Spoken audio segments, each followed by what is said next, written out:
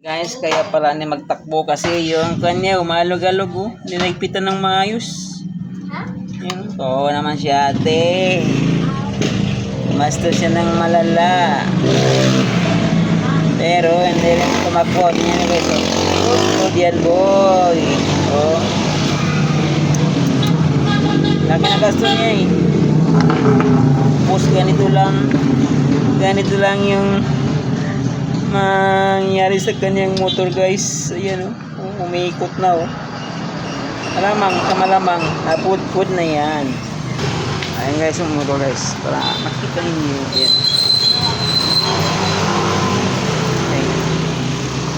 Ayan. Ayan yung nangyari. Kaya hindi siya matakbo kasi ayan oh. Malaki ang damage niya guys. Nakuha yung board and naputol yung nut. Kawawa. Aray ko bagkak. Ayan na guys, nang ipon oh, putpud na. Nang dahil dito sa naputol kasi yung nut hindi po siya nagpitan ng maayos, kaya nastira siya guys. Ayan. Ayan na, nang ipin. Puro bago lang ito napalitan. Bago. Pony. Ayan siya guys.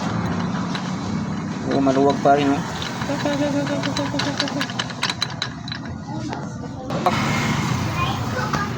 Aray ko pakak.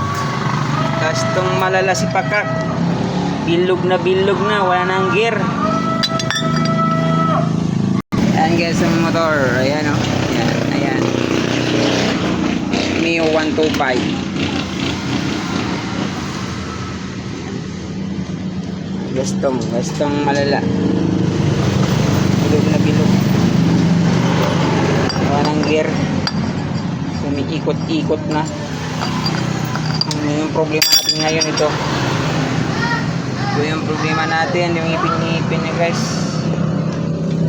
So hanggang dito lang yung video natin guys. Huwag niyong kalimutan mag-like and share guys. Ayan, mag-subscribe din kayo sa ating YouTube channel, Facebook page.